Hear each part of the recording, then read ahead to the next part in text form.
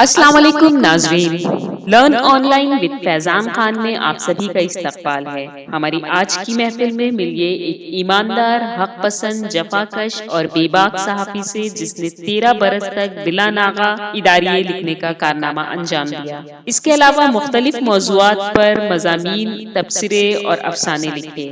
اس عظیم شخصیت کو دنیا احمد ابراہیم الوی کے نام سے جانتی ہے۔ الوی صاحب سے تفصیلی گفتگو کی ہے محترم رضوان فاروقی صاحب نے۔ دوستوں، ہمیشہ کی طرح آپ سے بس وہی چھوٹی سی گزارش کہ ہمارے اس پروگرام کو لائک، شیئر اور سبسکرائب کرنا نہ بھولیں، ساتھ ہی بیل آئیکن ضرور دبائیں جس سے اپلوڈ ہونے والی ہر نئی ویڈیو آپ تک فوراً سے پیشتر پہنچ سکے۔ بے حد شکریہ۔ محترم الوی صاحب، آپ نے آفتاب عالم تک کی گفتگو کی، اس کے بعد کا سفر میرا خیال اس کے بعد پھر آپ نے الصبح نکالا اور الصبح کے بعد میں آگ نکالا، اور وہ آگ جو آپ کا اپنا تھا، تو اس کے بارے میں تو کہا ہی جا سکتا ہے کہ آپ نے نکالا۔ یہ تو میرا اخبار ہے شروع سے تو ابھی ہے۔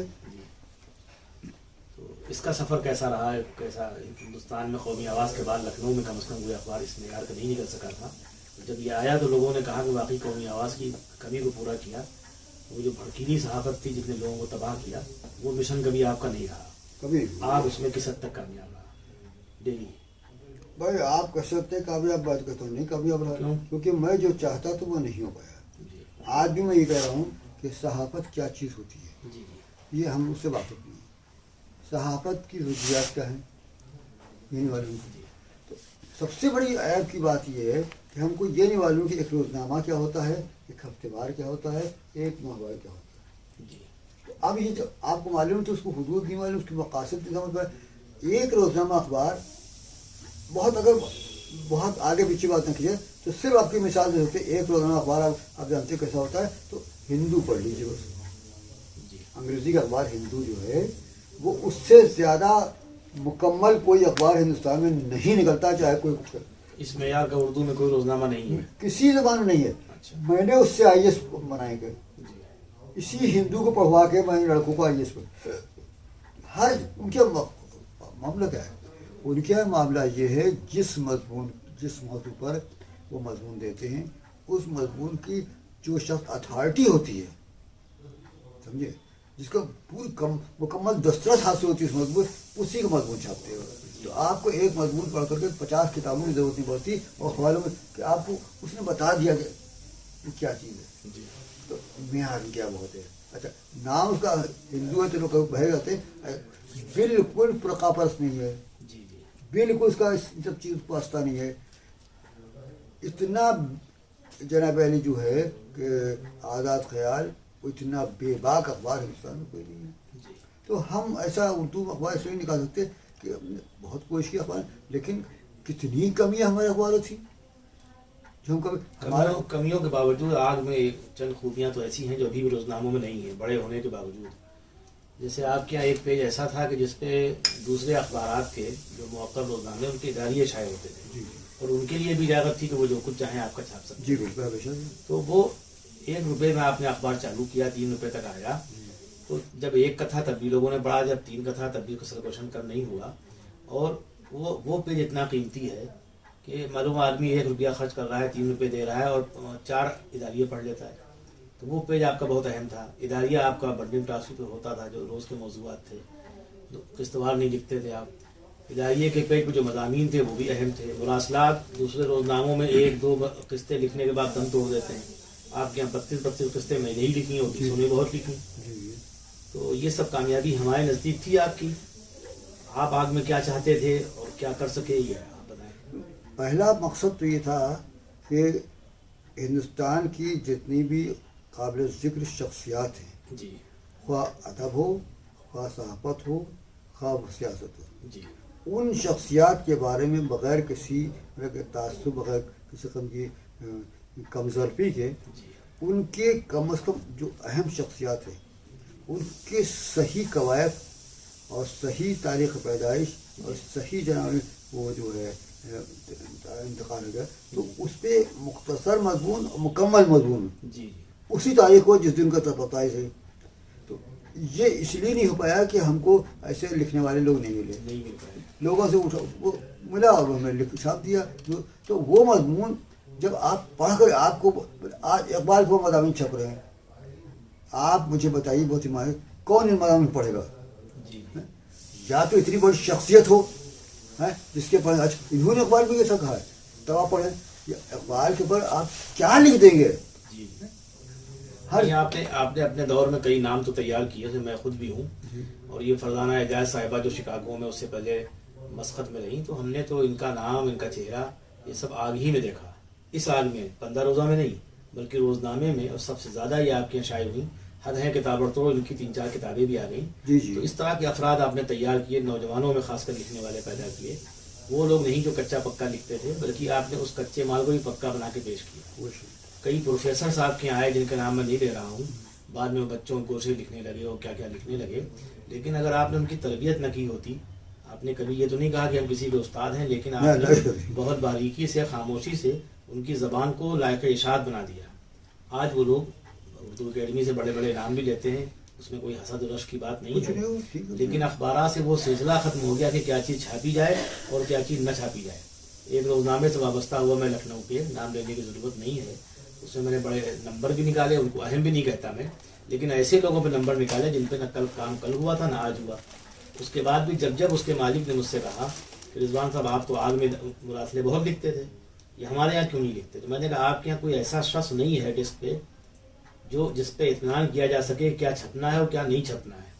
آج میں لکھوں, کل کوئی اس سے بہت گھٹیا چیز آپ میرے خلاف چھاپ دیں گے, تو یا تو مقدمہ کیا جائے یا تو پھر ہم زندگی بھر لکھتے ہی رہیں.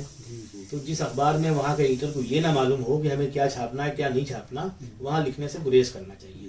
شاید یہی وجہ ہے کہ لکھنؤ کے کسی روزنامے میں آپ کے علاوہ قسط وار مراسلے نہیں چھپتے. مضامین تو چھپتے ہیں, اداریے بھی چھپ جاتے ہیں, لیکن مراسلات کا کالم دم توڑ گیا. اس کی کیا وجہ؟ اس کی وجہ ہے کہ حیات اللہ انصاری جیسے لوگ نہیں, حیات اللہ صاحب کے زمانے میں ان کے اوپر بہت سی سخت مطلب تنقید کرنے والے لوگ جو مراسل لکھتے تھے, جو وہ صاحب وہ نمایاں طور سے حیات اللہ صاحب چھاپتے تھے. جیسے مولانا ماجد صاحب سے بڑی ان کی میرا خیال قسط وار بحث ہمیشہ رہی, لیکن کہ ایک دوسرے کی کیا عزت کرتے تھے یہ بھی سمجھنے کی بات ہے. بڑے لوگوں کو اختلاف سے یہ فائدہ ہوتا ہے کہ جو باتیں ان کے سینے میں وہ نکل آتی ہیں, اور اتحاد ہو تو ایسی باتیں جو آپ کے معلومات کی اضافہ کریں, مطلب جن سے بغض ہو, حسد نہ کرے, ارے اتنی ترقی کر لیں نہیں صاحب. بات جب بھی ہوگی ہم ہمارے مخالف ہیں, لیکن جب بھی کوئی ان کی بات ان کی عظمت کا خراب آئے گا تو میں سب یہ آپ کے بس کی بات نہیں ہے.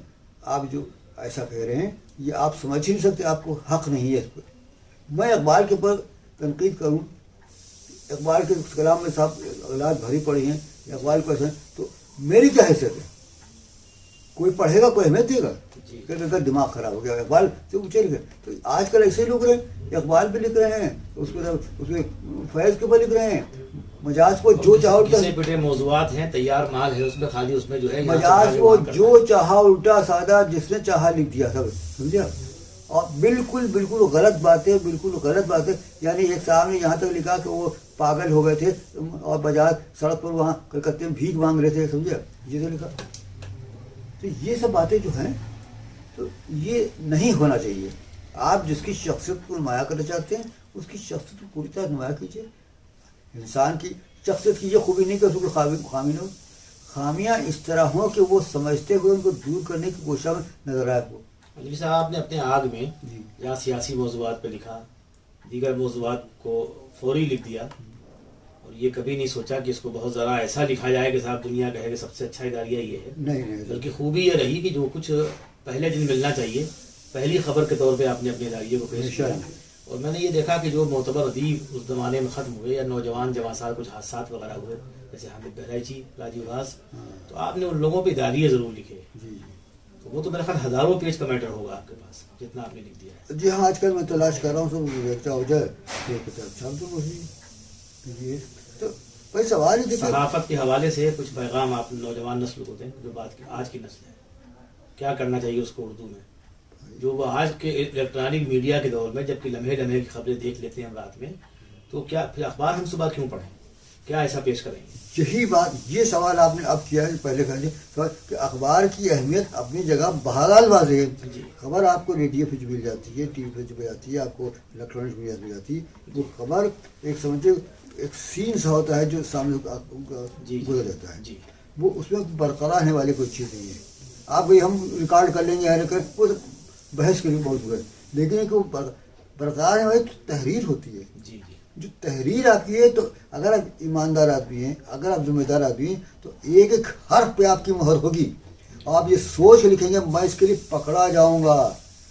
یہ نہیں کہ ہمارا قالین پکڑیں گے علوی صاحب نے کیا لکھا. نہیں صاحب, ہم کو قالین کو ہمیں خود ہمارا ضمیر کسی گواہی دے گا کہ آپ نے جو لکھا ہے غلط لکھا ہے, آپ پکڑے جائیں گے, آپ اس کو معافی مانگے. ہم نے اپنے اخبار ہمیشہ لکھا کہ آپ ہماری غلطی جو ہو آپ ہم کو فوراً بتائیے, ہم معافی مانگ لیں گے. جی ہاں آپ دیکھیے یہی ہو رہا ہے اس میں. ہندو میں وہ اپنی غلطی روز مانتے ہیں, جی ہاں, بڑے لوگ تو اپنی غلطی مان لیتے ہیں. اس سے دوسروں کو فائدہ ہوتا ہے. اب وہ لوگ صحیح ہو جاتے ہیں جی جی. کہ دیکھیے یہ تو ہم کو بھی نہیں ہوتا. ڈاکٹر صاحب آپ نوجوان نسل کے لیے کوئی پیغام دیں صحافت کے حوالے سے, نوجوان نسل کو کیا کرنا چاہیے انہیں؟ جی ہاں یہ بہت اچھی بات. اس کو باہر مایوس نہیں ہونا چاہیے. پہلی بات تو مایوسی نہیں ہو رہی, مایوس نہیں ہونا چاہیے. اور اس کو سوچنا چاہیے دنیا جو ہے وہ جتنی لامحدود ہے اتنی ہی محدود ہو گئی ہے. جی جی اسی طرح سے ہماری معلومات جو ہیں وہ لامحدود ہیں. جی ان معلومات میں سے کن معلومات کو ہم محفوظ کر لیں اور کن معلومات کو عوام الناس تک پہنچائیں, جن کا پہنچانا ہم پر ہماری اخلاقی مذہبی اور سیاسی ذمہ داری ہوتی ہے. تو ان سے ہم کو باہر یہ فائدہ ہوگا کہ کچھ نہ کچھ تو اچھی بات ہمارے نوجوان کو. سب سے آج ضروری چیز ہے, سب سے ضروری چیز ہے ہمارے نوجوانوں میں جو مایوسی بڑھ رہی ہے, جی جو خودکشی کا ریشو بڑھ رہا ہے, وہ کیوں ہے؟ ان کو سکھائیے کہ تمہارے پاس جو ہے اس پہ شکر پہلے ادا کرو.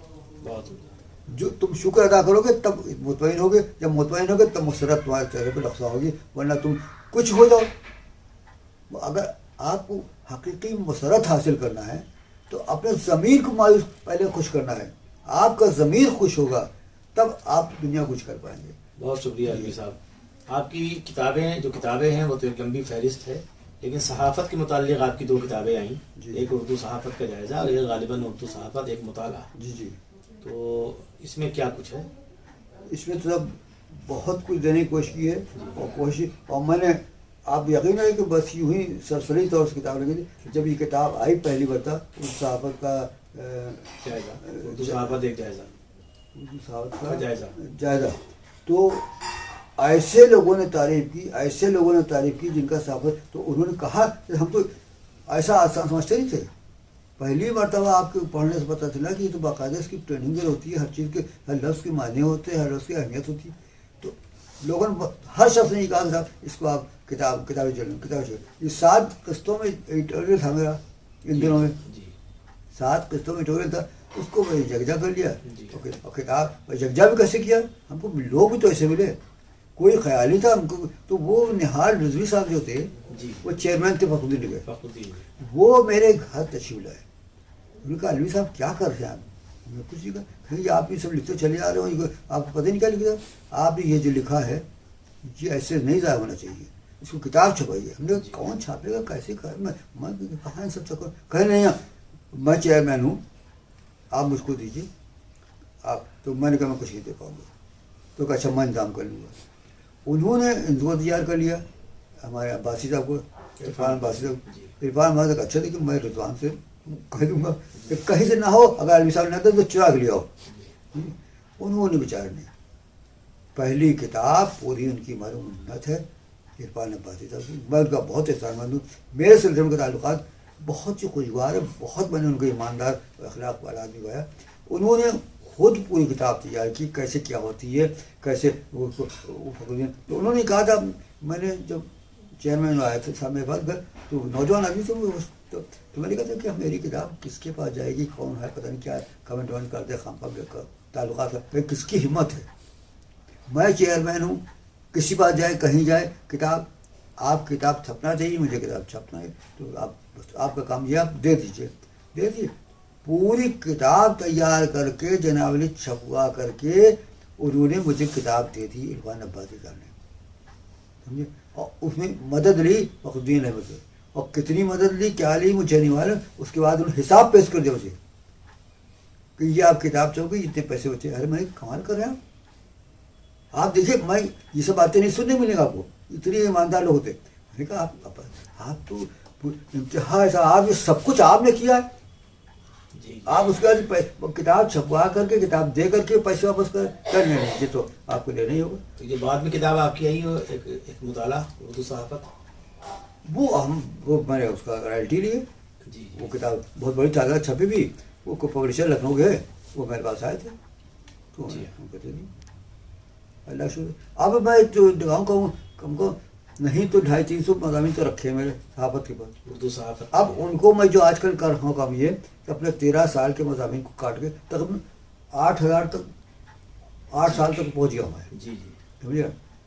और उसके बीच के समय निकाल के अपने अखबार के जो 16 वगैरह जो जिसमें मज़ामीन होते उनको अलग कर दिया। सफ़े 5 पे आपका इदारिया होता था और 7 पे मज़ामीन। अब वो 2 कमरे ऊपर भरे होते, सबसे पहला वो जो निकली पूरा अभी भी मैं रद्दी बेची है, जो रहने जगह है, तो सब गले जा रहे हैं और कोई फायदा नहीं, हम काहे को रद्दी रखे जगह में। तो अब वो ललचाया करता था आकर होगा ना, तो मैं दरवाज़ा खोलता ही था। आज उसको बोला अच्छा ले जाओ भैया, जी कोई जगह खाली हो जाए।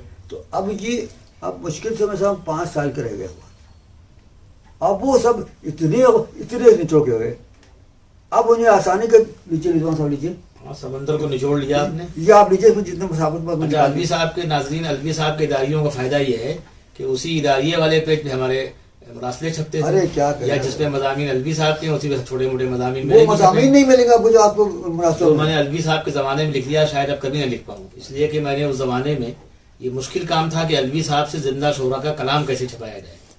अलवी साहब को कोई भय नहीं है, लेकिन अलवी साहब का नज़रिया ये था कि इसमें शोरा का मामला है बिल्कुल तरतीब खिलाफत जैसा, कि उमर का नाम पहले हो, कि उस्मान का हो, कि हज़रत अली का हो, कि सिद्दीक़ अकबर का हो। लिहाजा अलवी साहब ने ये तरतीब से बचने के लिए, इस अजाब से कि भाई ये फारूक जाजिब का नाम नीचे कैसे आया, रिजवान फारूकी का ऊपर कैसे हुआ, मिर्ज़ा शाहिद चौथे नंबर पे कैसे गए, इन्होंने शेर कभी नहीं छापे। तो ये मुश्किल काम था मेरे लिए कि अलवी साहब के यहाँ, और शोरा के भी माथे बल रहते कि भाई क्या तरीका इनका, ये छापते ही नहीं है। तो शिकायत भी होती थी, बहुत कुछ हुआ, लेकिन अलवी साहब ने कभी किसी की सुनी नहीं, और मजहब से और शायरी से अखबार को बहुत हद तक पाक रखा। मैंने अलवी साहब से जो 5 शेर नहीं छपते थे, 55 और 75 छपवाए।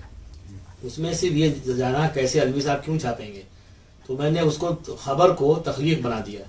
ये काम अलवी साहब ने मुझसे ले लिया, यानी कैसे छपे इस कोशिश में मैंने ज़रूरत, बादल, खुशबू, जुगनू, ये जो हमारे रजीफ़े थी, इनको मैंने उन्वान बना के कोशिश की कि इसमें रंग भरा जाए और मजमून लिखा जाए। इस तरह शायरों पर जिस तरह कभी नहीं लिखा गया, वो अल्लाह ने काम मुझसे ले लिया, और ये वाकई में अलवी साहब ने ये बगैर कहे कैसे मुझसे काम लिया, ये अलवी साहब का कारनामा है। और वो किताबी शक्ल में हमारा मुसव्वदा उर्दू अकेडमी से मंजूर हुआ। उर्दू से लफ्ज़ का मस्कन लखनऊ उसका नाम है, उस पर अलाउद्दीन साहब का मजमून है। मुमकिन है वो किताब किसी लायक हो। अलवी साहब से आज जो हम मिले उसकी वजह सिर्फ ये थी कि बहुत सी बातें तशना रह गई थी, और अभी भी लोग कहेंगे तशना रह गई, इसलिए कि बात को कभी मुकम्मल नहीं किया जा सकता। वो भी अलवी साहब जैसी शख्सियत जो बहरे ज़ख़ार है, उनके पास ख़ानदानी पस मंज़र भी है। किताबें अगर ये शाया करते तो इतनी किताबें होती, जैसे इब्न सफ़ी के नादलों का सिलसिला था, वैसे ही अलवी साहब के मज़ामीन और सहाफ़ती इदारिये, इन सब का एक सिलसिला होता।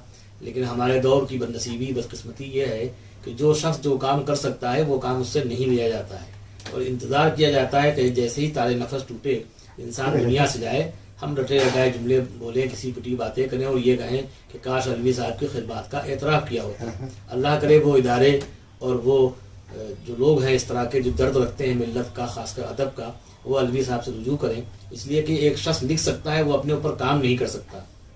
काम के लिए नौजवान आएँ, रिसर्च स्कॉलर्स आएँ, वो इन पर PhD करें और दूसरे लोग इनसे रब्ता करें। इस तरह वो तमाम काम जो इदारे करते हैं वो अलवी साहब ने तनहा किया है, और उससे हमारी कौम बिलखुसूस नौजवान वाकिफ़ हो सकें। अलवी साहब बहुत बहुत शुक्रिया आपका। शुक्रिया आपका, आपने इतना कुछ कहलवा लिया मुझसे, मैं तो कुछ जानता ही था अपने बारे में। नहीं, और मैं फिर उम्मीद करता हूँ, बल्कि वादा करता हूँ अपने नाजरीन से कि हम अलवी साहब की खिदमत में आएंगे और फिर किसी मौजू पर उनको जहमत देंगे और आपकी खिदमत में हाजिर होंगे। खुदा हाफिज़, शुक्रिया। सामईन, आपसे बस इतनी गुजारिश है कि हमारे इस प्रोग्राम को लाइक, शेयर और सब्सक्राइब करना ना भूलें। साथ ही बेल आइकन जरूर दबाएं, जिससे अपलोड होने वाली हर नई